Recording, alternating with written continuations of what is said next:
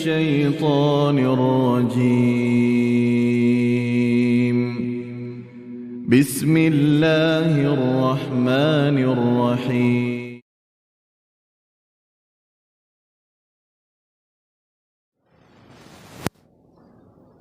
Assalamualaikum warahmatullahi wabarakatuh. Alhamdulillahi rabbil alamin. Wabihi nasta'in ala umurid dunya waddin. Ashhadu an la ilaha illallah wahdahu la syarikalah, wa ashhadu anna muhammadan abduhu wa rasuluhu la nabiyya ba'da. Allahumma salli wa sallim wa barik ala Muhammad wa ala alihi wa sahbihi ajma'in. Amma ba'du. Bapak Ibu jamaah subuh rahimakumullah, agak beberapa menit ke depan kita akan mengangkat kajian tentang ibadah. Ibadah kita ini harus maksimal Bapak Ibu. Ibadah kita ini harus berkualitas. Kalau kita ingin martabat atau makom kita ini tinggi di hadapan Allah. Kita sudah tahu bahwa hidup kita hari ini, tujuan hidup kita hari ini adalah untuk ibadah. Jadi kalau ibadah kita itu tidak maksimal, tidak berkualitas, berarti hidup kita ini belum berarti di hadapan Allah Subhanahu wa taala. Seperti itu. Kalau kita sudah upayakan ibadah kita secara maksimal, kualitasnya ditingkatkan, ibadah kita evaluasi. Kalau ada yang salah di dalam ibadah kita, ini akan menjadikan ibadah kita lebih baik. Baik Bapak Ibu yang saya hormati, kultum ini sudah beberapa kali diangkat. Tapi pagi ini akan kita angkat kembali kultum ini di dalam kuliah subuh pada pagi hari ini. Yang pertama, untuk meningkatkan kualitas ibadah kita itu Bapak Ibu, kita harus meningkatkan keikhlasan dan memperbaiki niat. Ini awal untuk meningkatkan kualitas ibadah. Dari niat Bapak Ibu. Karena banyak orang di dalam ibadahnya itu kurang ikhlas.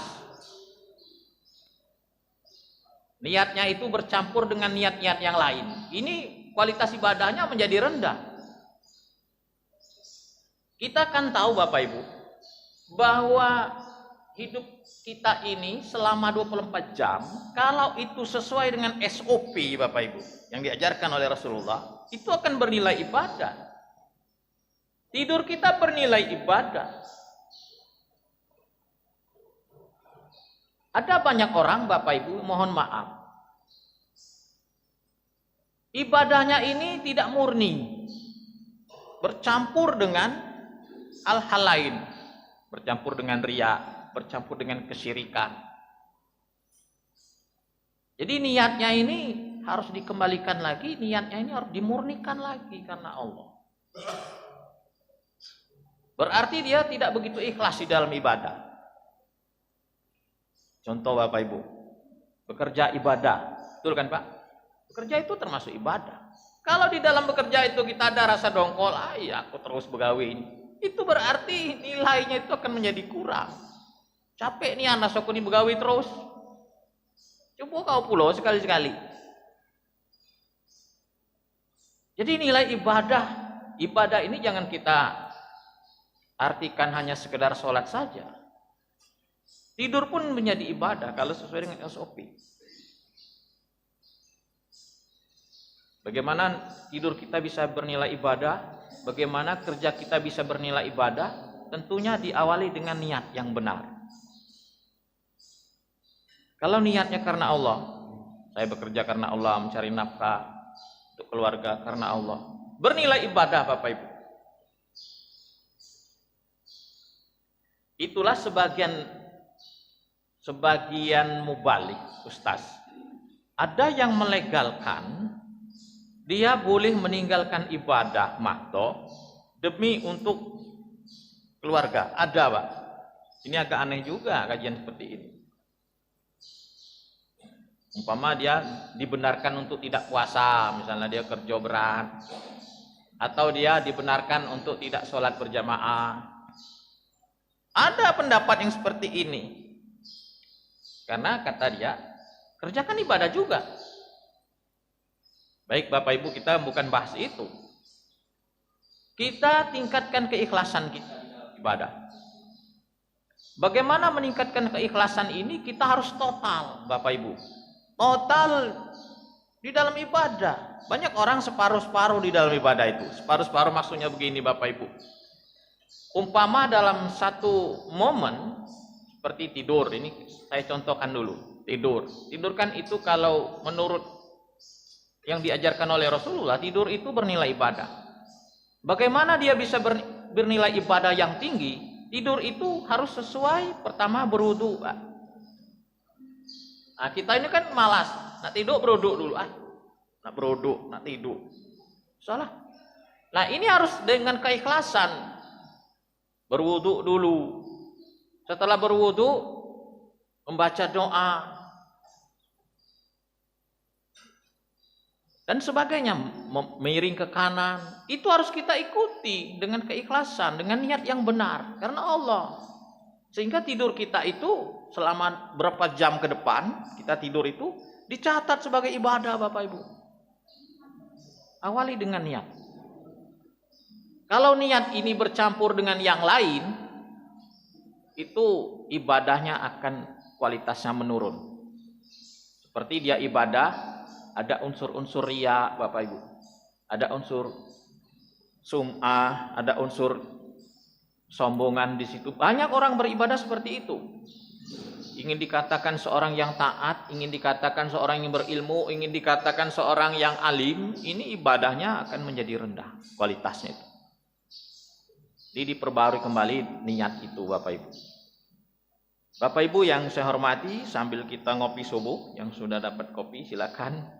Sambil Bapak Ibu menyelesaikan zikir sunnah subuh, karena zikir ini ada dua Bapak Ibu. Ada zikir petang dan zikir pagi Bapak Ibu.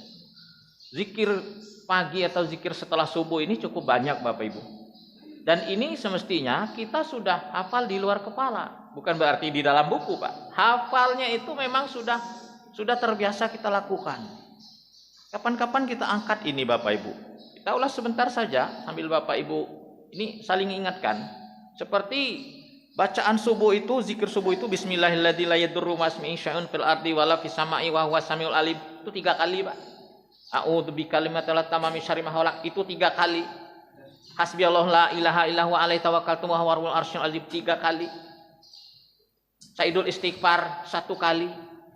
Ayat kursi, kemudian la ilaha illallah wahdahu la syarikalah lahul mulku wa lahul hamdu wa huwa ala kulli syai'in qadir 100 kali. Subhanallah bihamdihi subhanallahal azim 100 kali. Itu kan agak lama, Pak. Saya agak aneh juga kalau ada orang setelah sholat subuh istighfar 3 kali, subhanallah 3 kali, alhamdulillah 33, Allahu akbar 33, la ilaha illallah. Terbang, Pak. Itu saudara kita, Pak. Bukan masjid ini, masjid itu. Banyak, Pak. Dem subuh, dem asar, semestinya kan dia duduk dulu. Saya pikir ini dia mungkin begawi mungkin, Pak. Ada gak kerjaan yang tidak bisa ditinggalkan? Ternyata tidak juga. Setelah azan, setelah sholat asar, setelah subuh dia nongkrong di depan masjid. Lah, semestinya dia duduk dulu agak sebentar menyelesaikan zikir subuh, zikir pagi dan petangnya itu. Itu lebih afdol. Lebih afdol Bapak Ibu. Daripada dia ngobrol di depan. Sama seperti saat takbiran hari raya kemarin, Pak. Mungkin waktu hari Sabtu itu dia belum lebaran, Pak. Itu kan lebaran. Waktu kita takbiran, dia lari keluar, Pak. Lari keluar. Mungkin ini belum lebaran. Saya pikir seperti itu. Mungkin belum lebaran. Lah ngapa di sini? Aku tanya, Pak. Ngapa di sini? Di sebelah masjid, dia di belakang. Ada nunggu kawan rondingan. Lah lemak lah di dalam takbiran je kuda berapa halo. Lah agak aneh juga takbiran dia duduk di sebelah masjid. Nunggu kawannya keluar. Besoknya sama cek itu juga uang takbiran dia lari. Apakah takbiran itu bid'ah? Agak aneh juga. Kalau kita melihat riwayat takbiran itu, Pak. Itu sahabat Umar kan malah di pasar Bapak Ibu keluar. Keliling-keliling pasar ya Pak Asbi. Allahu Akbar, Allahu Akbar, Allahu Akbar. Diikuti oleh orang-orang banyak. Itu sejarah takbiran Bapak Ibu. Jadi memperbaiki niat dulu kita di awal untuk meningkatkan kualitas ibadah. Silakan Bapak Ibu.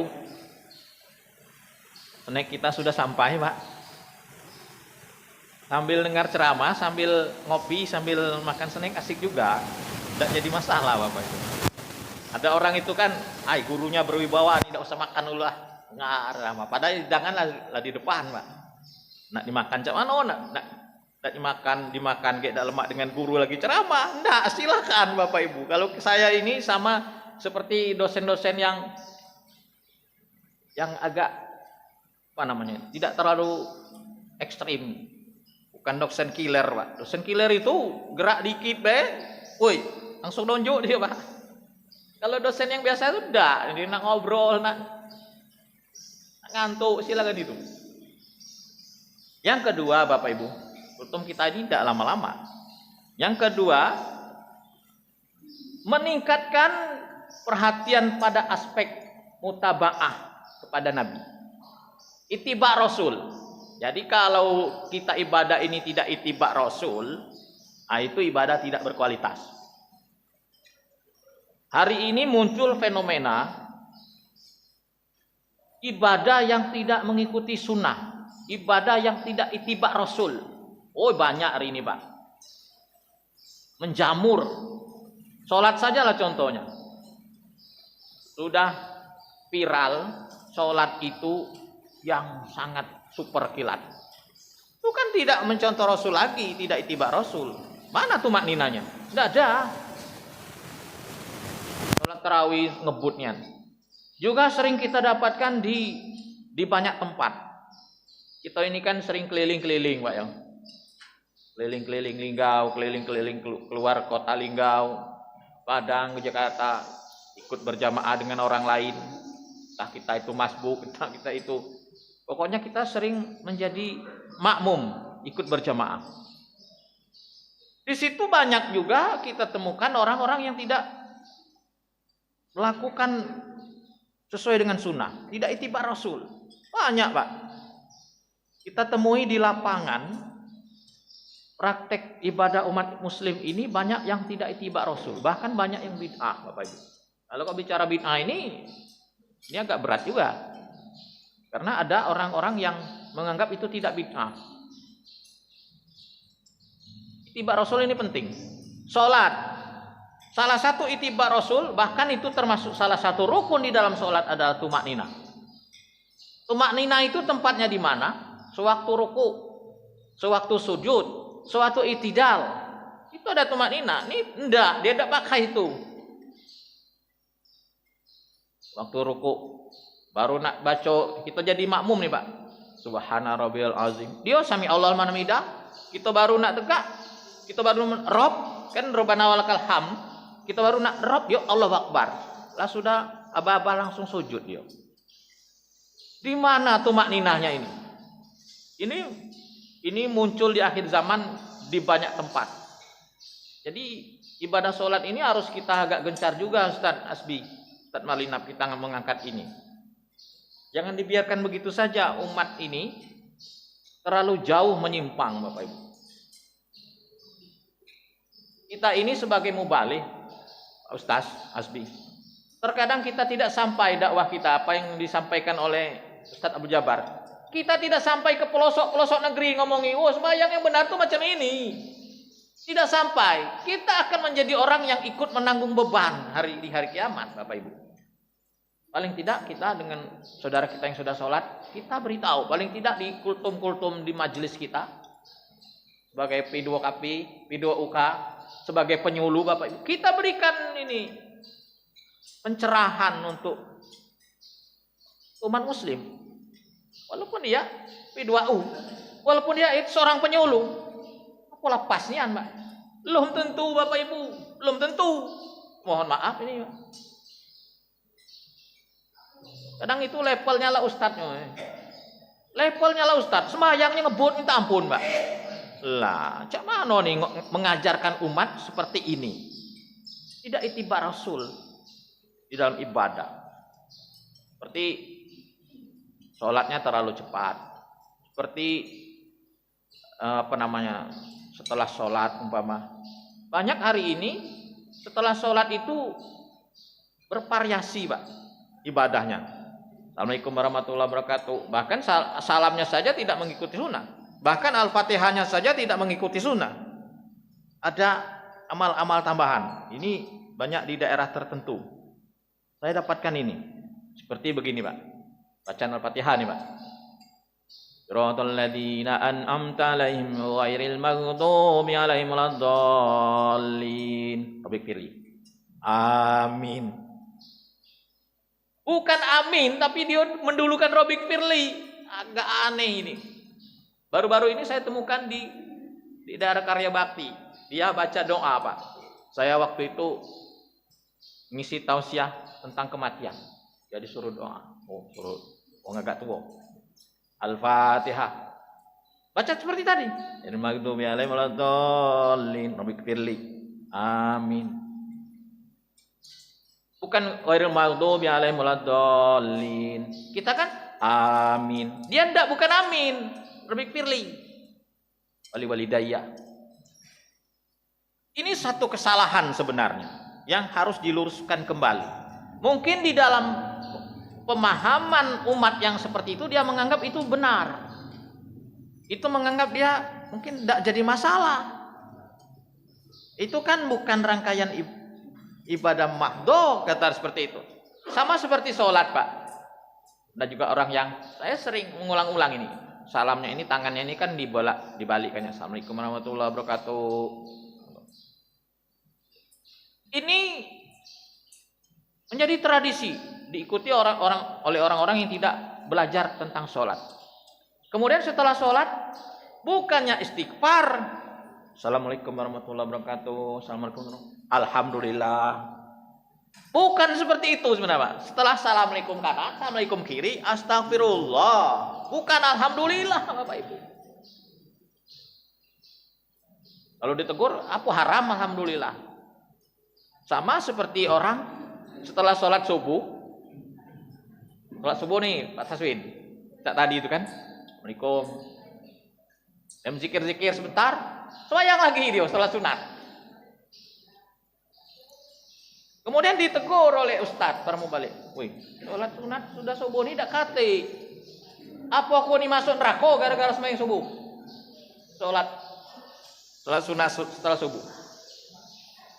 Ustaznya agak bingung juga. Ustaz berpikir, bukan itu yang masukkan kau neraka gara-gara sholat, bukan. Tapi engkau melawan sunnah. Kate Rasulullah ngajarkan sholat sudah subuh itu. Sholat sunat sudah subuh. Lawan sunnahnya ini Pak yang buat masuk neraka. Bukan karena udah sembahyang subuhnya itu, mungkin sunatnya itu. Ini jawaban agak logis juga sebenarnya. Banyak orang hari ini tidak menurut sunnah, melawan sunnahnya itu. Jadi perhatian kepada ittiba Rasul ini sangat penting Bapak Ibu. Dikit-dikit jadilah. Rasul sholatnya di masjid, kita berusaha di masjid Pak. Di awal waktu. Silakan nambu Pak. Trip kedua bisa ada lagi nih risolnya. Tunggu sebentar lagi Pak Swin. Ada lagi nimbul kayak. Yang ketiga, tidak banyak-banyak nih Pak. Yang ketiga, itu ibadah itu dengan khusyuk. Rasulullah kan sudah banyak mengajarkan kiat-kiat khusyuk ini. Beribadah seolah-olah melihat Allah, yang namanya ihsan itu. Ta'budallah ka'annaka tarahu fa illam takun tarahu fa innahu yara. Beribadah seolah-olah melihat Allah. Seolah-olah, bukan kita itu, oh inilah Allah, bukan. Kita di dalam konsentrasinya itu benar-benar hadir jiwa kita itu di hadapan Allah. Itulah makna anta abdallah karena ketarahu. Seolah-olah melihat Allah betul di depan kita betul. Kalau tidak bisa, fa ilam takun tarahu, fa innahu yarok. Dia sedang melihat. Allah itu kan Al-Basir, Maha melihat. Kan kapan kita angkat tentang Asmaul Husna, Pak? Sering kita angkat, angkat lagi nanti. Al-Basir itu Maha melihat, nak nyumput di bawah kolong, nak nyumput di dalam peti, nak nyumput di mana saja, Allah melihat. Jadi ibadah dengan khusyuk ini penting. Nah, untuk khusyuk ini tentunya kita ada kiat-kiatnya juga. Ndak ujuk-ujuk kita bisa khusyuk itu. Untuk khusyuk itu kita pertama bacaan paling tidak. Sedikit-sedikit ada yang kita pahami Bapak Ibu. Sami Allahu liman hamidah. Allah memuji orang yang memujinya. Allah mendengar. Sami itu Allah mendengar. Sami Allah, Allah mendengar orang yang memujinya. Nah, sewaktu imam sami Allahu liman hamidah, makmum itu langsung Rabbana walakal ham. Bukan makmum itu melok Rabb sami Allah juga. Enggak. Ini pelajaran-pelajaran kecil-kecil ini penting Bapak Ibu. Sama seperti kita kemarin di lapangan, ada orang sholat di lapangan. Sholat apa itu? Sewaktu ditanya sholat duha. Sebenarnya Bapak Ibu, waktu kita sholat id di lapangan, tidak ada sholat sunnah lain. Kalau ada sholat duha nanti di rumah. Sebelum sholat id itu ditegakkan, tidak ada sholat sunnah di situ. Tidak ada, Pak. Nanti orang kan nyangka ini sholat tahiyatul lapangan. Tidak ada. Dia berkala ini duha. Bukan. Sholat id belum ditegakkan. Nanti kalau sholat id sudah, itu pun sholat id di rumah itu pun beda pendapat para ulama, Bapak Ibu. Beda. Sholat id tengah lapangan. Sholat apa duha. Sampai kira. Saya buka lagi Pak. Apa ini ada duha di tengah lapangan? Tidak rupanya. Bahkan ulama beda pendapat. Bahkan sholat duha pun sudah tergantikan dengan sholat id Bapak Ibu. Sama seperti sholat tarawih Pak. Itu sudah menggantikan sholat tahajud Bapak Ibu. Tapi kan ada pendapat, aku lah biasa tahajud. Nah, kendaklah situ. Lah sudah tarawih, lah witir, nak tahajud. Silahkan situlah. Kalau aku tidak lagi Pak. Kalau lah tarawih, witir, dem. Itulah ada di zaman Rasul itu. Wong nak semayang baik gawe dia. Tidak tidur. Kan dimarah Rasul itu. Puasa baik panjang tahun. Tidak boleh. Aku biar tidak terganggu ibadah ya Rasul. Aku tidak usah kawin-kawin. Dimarah Rasul. Tidak boleh seperti itu. Kan gawe kita nih nak. Dodo berhari-hari dari pagi sampai malam di masjid. Tidak juga. Jadi kita harus ittiba Rasul. Yang ketiga, Bapak Ibu, ini penting Bapak, terakhir. Yang keempat, ini sedapat mungkin kita meminta kepada Allah agar ibadah kita ini berkualitas. Salah satu doa, banyak doa-doa tentang ibadah ini. Allahumma arinal haqqa haqqa warzuqnatiba'ah wa arinal batila batila warzuqnatinabah. Ya Allah, tunjukkan aku yang benar itu memang benar. Beri aku kekuatan untuk melakukannya. Ya Allah, beri aku bahwa yang salah itu salah dan beri aku kekuatan untuk menjauhinya. Salah satu doa. Ya muqallibal qulub, tsabbit qalbi ala dini. Itu salah satu juga. Ada doa yang memang khusus Bapak Ibu, diajarkan kepada Mu'az bin Jabal. Mu'az bin Jabal ini sahabat Rasul, umurnya di bawah Rasul jauh, Pak. Mu'az bin Jabal ini adalah orang Ansor. Nah, mungkin kalau cerita Ansor Muhajirin tahu. Kalau Muhajirin, sahabat Muhajirin itu sahabat yang pindah ikut Rasulullah dari Mekah ke Madinah. Itu Muhajirin namanya Pak, rombongan yang pindah nih. Hijrah. Nah, orang-orang yang di Madinah itu sahabat Ansor itu, orang yang menetap itu. Memang dia di Madinah. Dari dulu-dulunya di Madinah, itu rombongan Ansor. Nah, salah satu sahabat Rasul Ansor ini bernama Mu'az bin Jabal. Sewaktu dia masuk Islam, Mu'az bin Jabal ini umurnya masih muda, Pak. 18 tahun. Dan dia seorang yang pintar.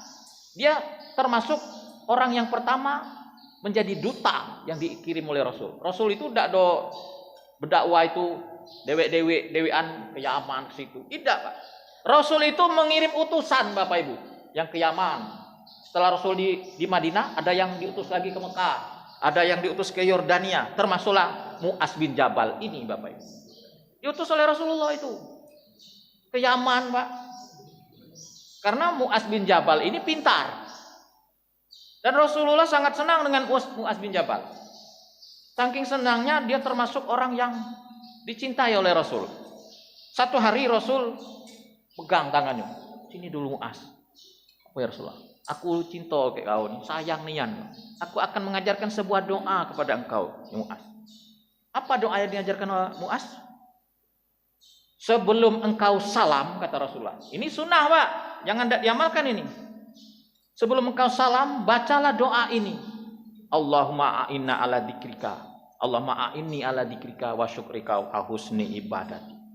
Arti doa ini, ya Allah, Allahumma a'inni ala dzikrika. Ya Allah, bantu aku untuk mengingatmu.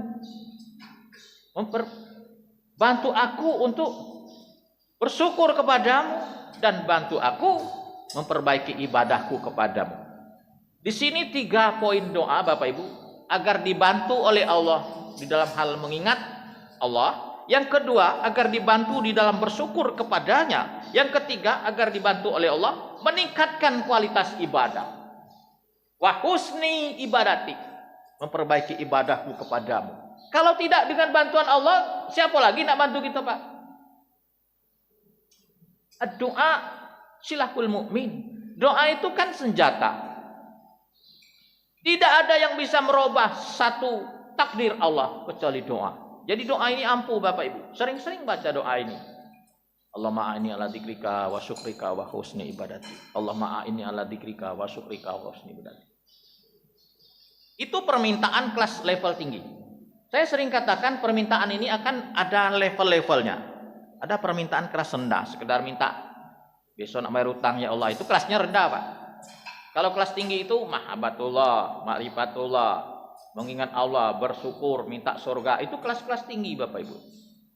Jadi Bapak Ibu, jangan lupakan doa di dalam meningkatkan kualitas ibadah kita. Karena dengan doa itu Allah akan bantu kita, mungkin dengan pemahaman, mungkin dengan mendengar, mungkin dengan belajar. Kualitas ibadah kita akan meningkat di hadapan Allah Subhanahu wa taala. Kita rangkum bahwa untuk meningkatkan kualitas ibadah itu yang pertama, meningkatkan keikhlasan dan memperbaiki niat. Yang kedua, tingkatkan perhatian kita tentang ittiba Rasul itu. Ini ada dak Rasul ngajarkan dati, tinggal bae lah. Seperti azan di kubur, ada dak Rasul ngajar azan di kubur kati. Sampaikan azan kubur dati. Juga banyak orang hari ini duduk-duduk di atas kuburan itu, Pak. Itu melawan sunnah. Lebih baik dia duduk di atas bara api. Hari ini banyak orang lewat-lewat saja, lalu lalang di depan orang sholat. Itu kalau dia tahu berdiri selama 40. Tapi yang anehnya juga, malah dia sholat di depan pintu.